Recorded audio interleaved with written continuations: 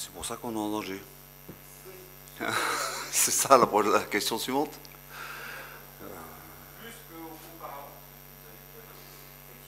Non, je sais pas, mais après, on a déjà eu l'occasion ensemble d'évoquer ce qui s'était passé à Valenciennes, donc contre Valenciennes suite à aussi une série comme ça. Bon après, si on veut s'installer durablement dans cette partie-là du tableau et même grappiller quelques places, il faut aussi qu'on soit capable d'assumer ça. Donc voilà, après on est à 2 matchs, pas de la fin des matchs allés, mais jusqu'à la trêve. Donc il faut donner un dernier coup de collier. Nous, notre objectif, c'est de continuer évidemment cette série et de la faire durer le plus longtemps possible. Donc l'objectif du match, ça va être celui-là. Après, on connaît l'adversaire, on connaît... ça va pas être un match simple, comme tous les matchs. Mais eux, ils ont quand même une particularité. Ils avaient des objectifs qui étaient aussi élevés que les nôtres. Ils ont eu une préparation qui était un petit peu perturbée. Et depuis, Paul a mis en place, on va dire... à la fois un système et une animation, plus pour ne pas perdre les matchs, pour rassurer un petit peu tout le monde que pour les gagner, avec un bloc très bas et une équipe qui est très bonne dans les transitions. Voilà, on sait à quoi s'attendre. Mais la préparation de ce match dans la semaine, ça a été vraiment de continuer à s'occuper de nous, à améliorer ce qu'on peut améliorer, parce qu'on a plein de choses à améliorer, même si nos 2 dernières prestations était assez bonne, mais on peut encore faire beaucoup mieux, évidemment. Donc l'objectif, c'est celui-là.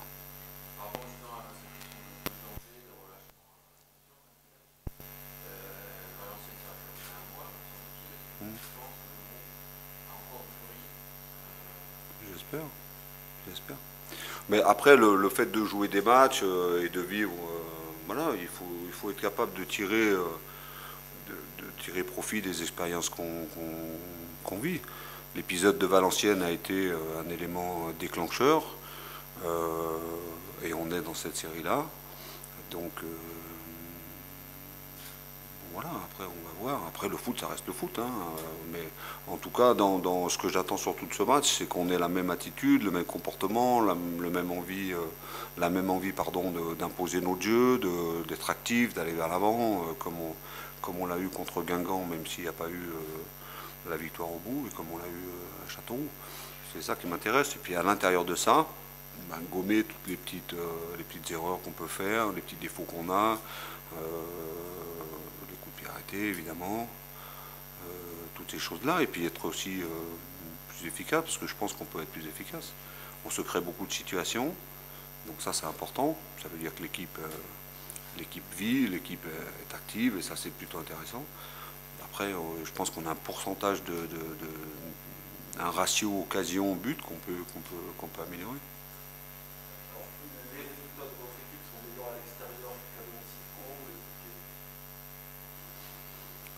Ben, je ne sais pas comment je l'explique, parce que nous on prépare les matchs de la même façon, à domicile ou à l'extérieur, puis je vous ai déjà dit, avec les conditions dans lesquelles on joue, pour moi ça ne change pas grand-chose. Hein. Quand on est à l'extérieur, il n'y a aucun élément extérieur qui peut avoir une influence sur le déroulé du jeu, sur le match proprement dit. Après, je vous ai dit, la différence, c'est quand on est chez nous, on a nos repères, on va toujours dans le même hôtel, les joueurs ont leurs repères, c'est le nouveau vestiaire. On ne peut même pas dire qu'on ait des repères sur le stadium, puisqu'on l'utilise, on va dire, pas très souvent. Donc voilà, ça ne change pas. Très honnêtement, je pense que c'est plus les matchs qui font que voilà, c'est comme ça. Mais je ne crois pas qu'il y ait une explication rationnelle à trouver à ça au moment où on se parle. Quand on reviendra à la trêve, par exemple, les 10 matchs après, si c'est une tendance qui perdure, on verra, on pourra peut-être essayer de l'analyser et en parler un peu plus. Aujourd'hui, je n'ai pas de réponse à ça.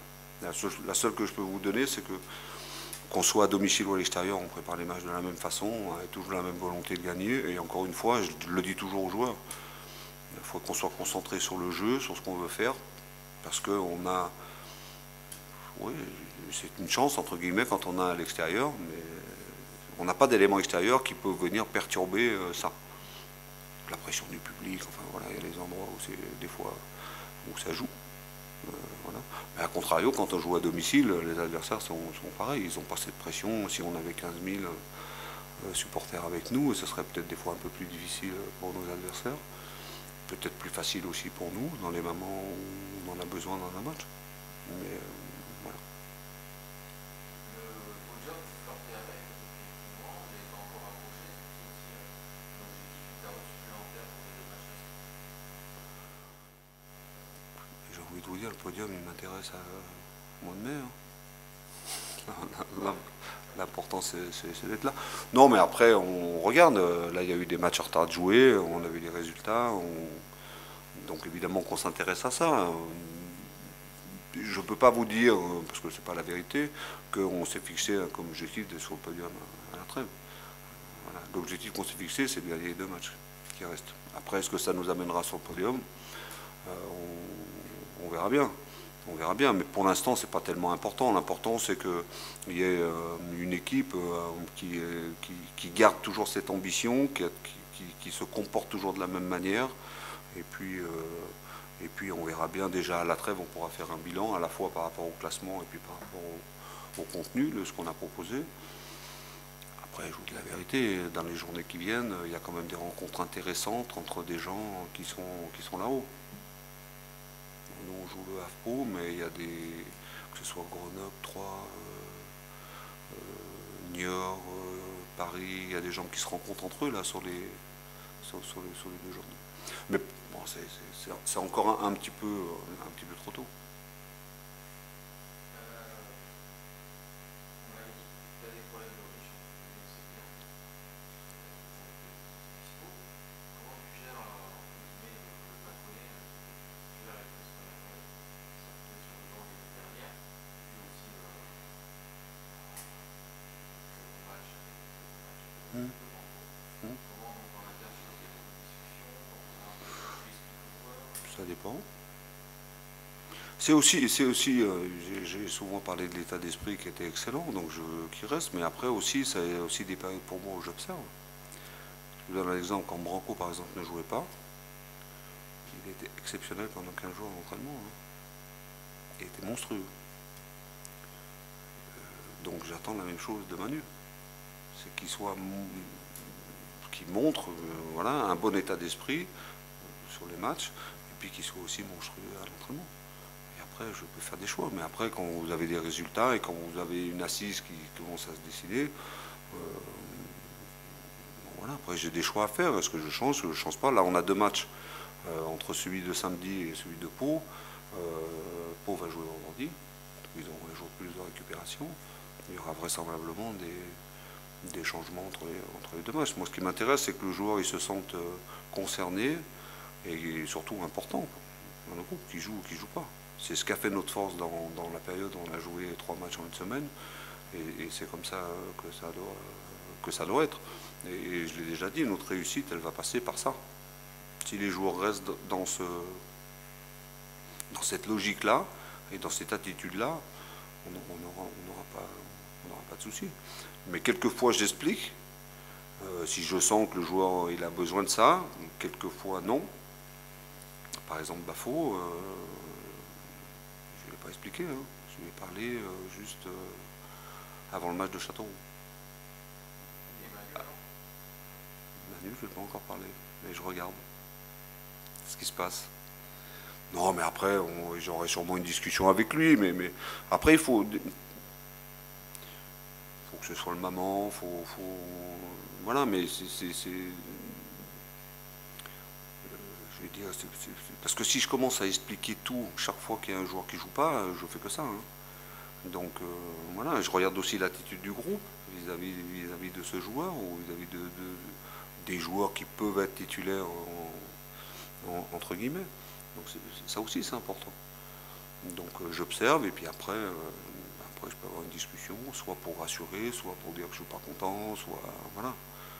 Donc mais ça dépend un petit peu du contexte, ça dépend surtout de l'attitude du joueur. Alors quand j'ai dit ça, Ne vous méprenez pas, il a une bonne attitude. Hein. Je ne suis pas en train de vous dire qu'il n'a pas la bonne attitude et que c'est pour ça qu'il ne joue pas. Et puis demain, il jouera peut-être.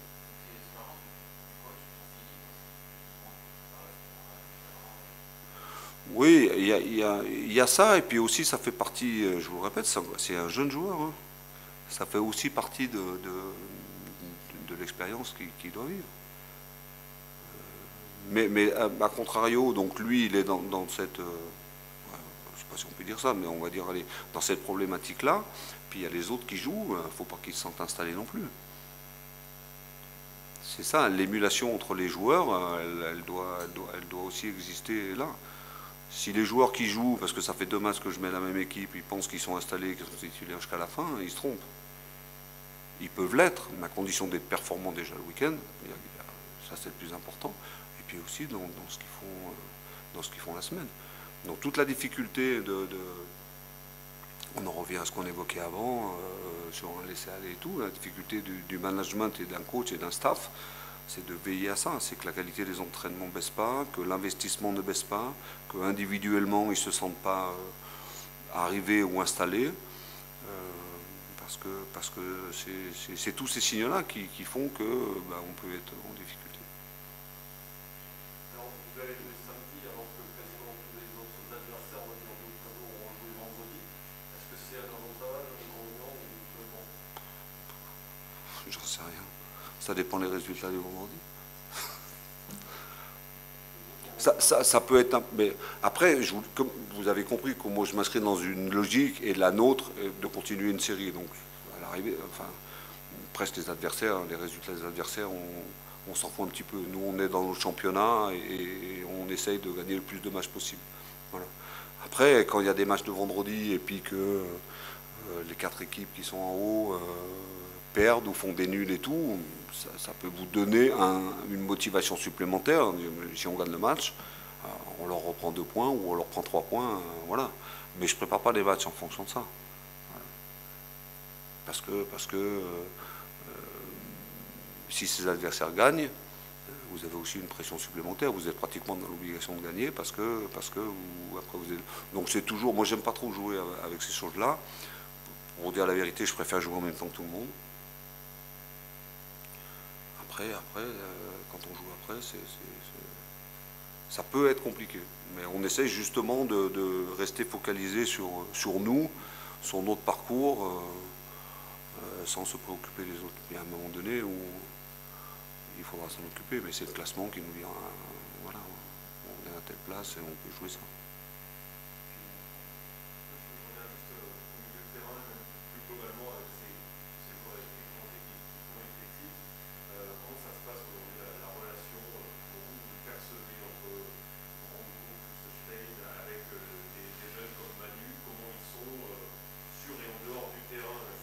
Ils sont très proches. On a réussi à créer quelque chose malgré la barrière de la langue et tout ça. Ça fait un petit moment. En fait, celui qui est le coordinateur de tout ça, celui qui fait la mise en scène de ce groupe, dans ce domaine-là, hein, par rapport aux joueurs qui ne parlent pas français. Alors déjà, ils prennent tous des cours, ils font beaucoup d'efforts, donc ils comprennent de mieux en mieux. Quand j'ai des entretiens avec eux, à 80%, je parle français. Ils comprennent. Alors je m'assure qu'il y ait quelqu'un qui puisse traduire au cas où ils n'aient pas compris, c'est important. Et puis j'ai souvent des réponses aussi en français, donc ça c'est bien. Et puis après, Brecht, il parle toutes les langues. Donc, enfin, toutes les langues qu'on a dans notre... voilà, à part avec Macha, parce que bon, lui, je suis surpris, il lui parle anglais, mais lui, il parle pas un mot d'anglais, donc je sais pas pourquoi il lui parle anglais. Mais, mais bon, voilà, il comprend aussi un peu le français, parce qu'il prend des cours, et puis en ce qui concerne Macha, chaque fois que j'ai une discussion avec lui, c'est Maro qui fait la traduction. Autrement, Brecht, il parle flamand, il parle anglais, il parle français. Donc voilà. Et quand on met en place des choses sur le terrain, je m'adresse au groupe, mais je m'assure toujours que Brecht se traduise pour que les choses soient bien comprises. Sur le terrain, on n'a pas trop de problèmes, parce que même s'ils ne comprennent pas, il suffit de démontrer.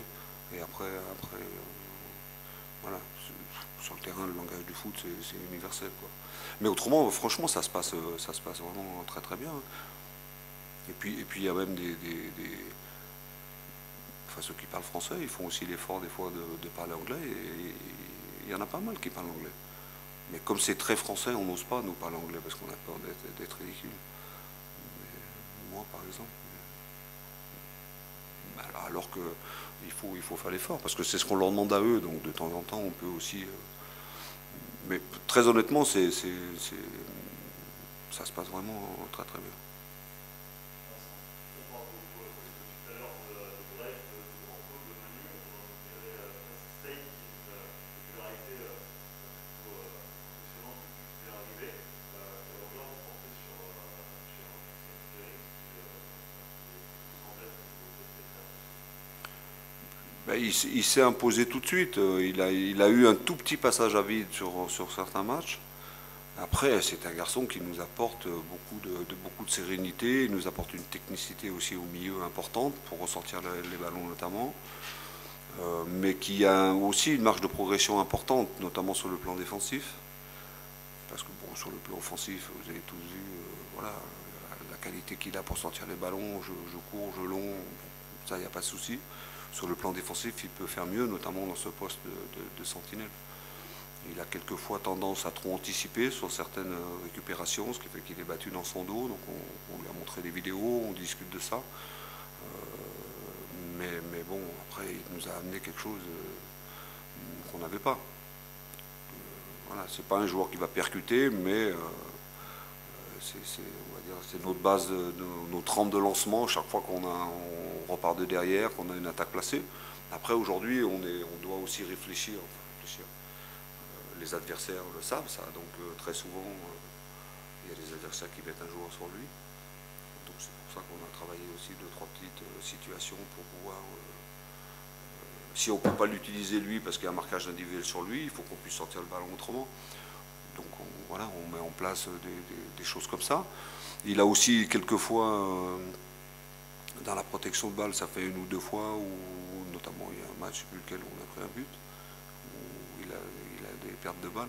Il est surtout très très bon quand il est face au jeu, quoi. Donc quand il a des déplacements qui lui permettent de recevoir le ballon et d'avoir un champ visuel vers l'avant, au moins de 3/4, là il est très très bon. Quand il est dos au jeu, c'est plus compliqué, mais c'est pas simplement pour lui. Hein. Branco, par exemple, il a ce problème aussi. Branco, c'est un garçon qui aime bien avoir les ballons dans les pieds, mais quand il décroche et qu'il est dos au jeu, il est en difficulté. Quand on trouve, il remet le ballon derrière. Donc on travaille aussi pour que dans les déplacements, il puisse justement de déplacer de façon oblique pour avoir un champ visuel qui lui permette après de jouer vers l'avant.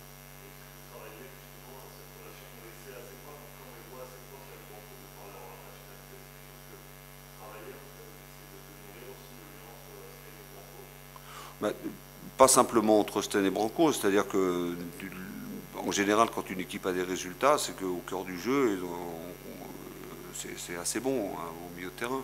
Donc moi je pense que notre point fort, il est là. Après, la complémentarité des trois doit nous amener à avoir encore plus de possibilités, de variété dans nos attaques. Après, le petit danger par rapport à ça, c'est qu'ils sont tellement bien en dehors du terrain ensemble et sur le terrain, il ne faut pas que ça ronronne entre les trois et qu'il ne se passe rien, quoi. Des fois, entre eux, il y a des redoublements de passes qui sont... allez, on va dire, il y a une passe ou deux passes de trop. On pourrait faire autrement. Donc il faut qu'ils restent avec toute leur complémentarité, leur efficacité, mais toujours au service de l'équipe. Bon, ce sont des garçons qui sont intelligents. Je n'ai pas trop à intervenir dans ce domaine-là, quoi.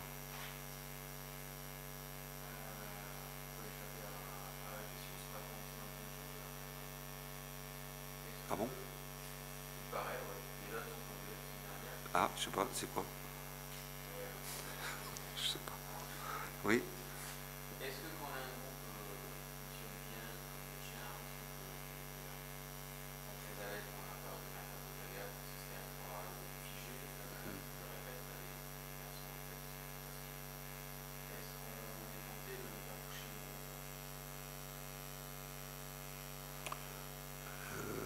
C'est une discussion que j'ai avec mon président.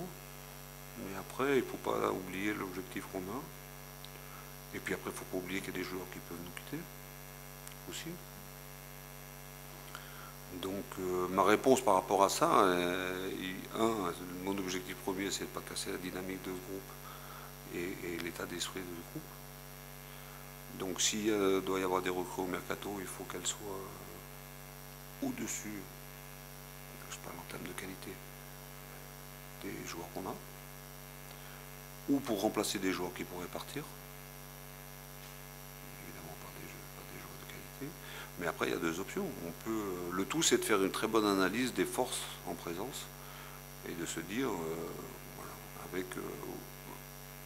à la trêve, par exemple, on a tant de points, on est là. Est-ce qu'avec ce groupe, on va au bout, on va pas au bout? Si la réponse est oui, avec ce groupe, on peut aller au bout, il n'y a aucune raison de faire des joueurs pour faire des joueurs. Si la réponse, si on avait 2 joueurs de plus de tel profil dans tel domaine, il faut les faire. Mais après, vous savez, il y a l'aspect financier des choses, tout ça, c'est toujours le même problème. Après, je vous rappelle quand même, vous suivez l'actualité, que le foot, on est un peu dans une crise qui n'est pas une mini-crise. Hein. Donc tous les clubs sont impactés, le nôtre il est impacté aussi. Et même si je sais qu'à l'extérieur, comme tout le monde se dit, mais oui, mais il y a les Américains, donc Toulouse, ils ont du blé, ils n'ont pas de soucis, c'est pas vrai. C'est pas vrai, parce que vous avez bien remarqué que la philosophie de nos propriétaires, c'est pas d'acheter des joueurs et tout ça, c'est de construire quelque chose sur la durée.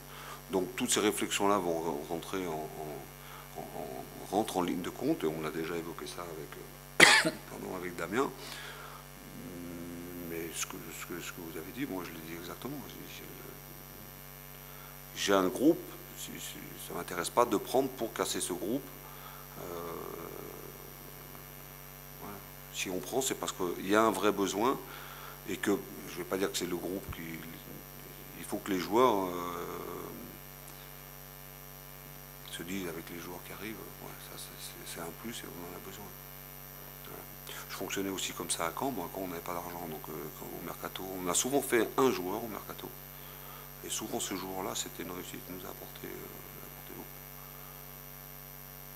Une fois, on avait pris José Saez, qui nous avait apporté beaucoup d'expérience au milieu.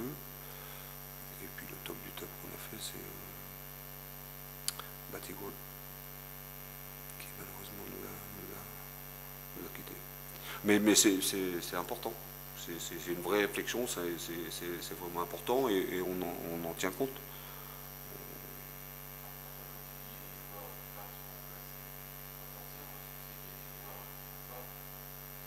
Mais je pense plutôt à ces joueurs-là. Il y a des joueurs,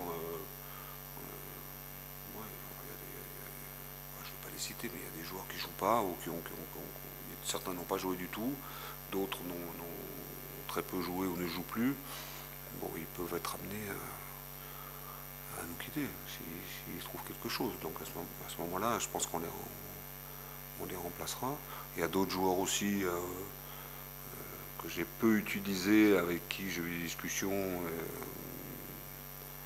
Et je leur ai aussi promis que si à la trêve, par exemple, il n'y avait pas dans mon esprit une évolution possible ou qu'ils allaient très très peu jouer, voilà, s'ils ont des sollicitations, on regardera. Et puis après, comme toujours dans ce domaine-là, vous allez dire que je parle beaucoup de ça, mais si ces joueurs-là ont eu la bonne attitude et le bon comportement vis-à-vis du club et tout, c'est normal de rendre un peu la monnaie de la pièce ces joueurs, parce qu'il y a des garçons qui sont irréprochables, mais vraiment irréprochables et qui ne jouent pas. Bon, s'ils ont une possibilité, évidemment qu'on y répondra. Mais l'idée principale, c'est de ne pas perdre la dynamique, de ne pas perdre l'état d'esprit, de garder ce groupe. Et vraiment, si on fait quelque chose au mercato, c'est parce qu'on va l'améliorer avec des joueurs qui vont nous apporter des choses qu'on n'a pas et qui sont, je ne veux pas dire plus forts que ce qu'on a, mais qui vont apporter une vraie plus-value. Sinon, ça ne sert à rien. Je pense que ça va être calme de partout. Hein. Après, je peux me tromper, mais...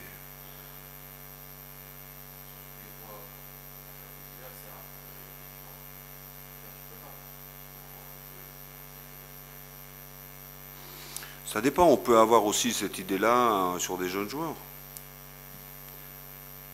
On peut avoir cette idée-là sur des jeunes joueurs, mais je crois que la crise qu'on vit va faire que je ne sais pas si on va pouvoir faire ça. Mais effectivement, nous, sans savoir si on va être en Ligue 2 ou en Ligue 1, on peut aussi se positionner sur des jeunes joueurs qui sont en devenir et qui peuvent jouer en Ligue 1 et en Ligue 2. Quand je dis jeunes joueurs, c'est pas 22, 23, voilà, des joueurs comme ça. Je suis pas sûr qu'on fasse ça. Mais après, je suis pas rentré dans les détails des moyens financiers qu'on va pouvoir avoir. Mais bon, je sais pas. Puis je pense qu'il y a peu de clubs qui vont pouvoir faire ça.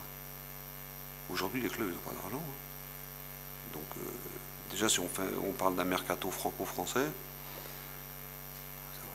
je pense que il va y avoir des prêts. Après, les prêts, je sais pas. Quand on a un projet comme le nôtre, c'est très difficile, les prêts. Parce que comment vous voulez intéresser un garçon à un projet si on prend quelqu'un au mercato, il sait qu'il est là pour 6 mois. Donc la seule motivation du garçon qui va venir, c'est qu'il, comme tous les joueurs, il dit je veux du temps de jeu.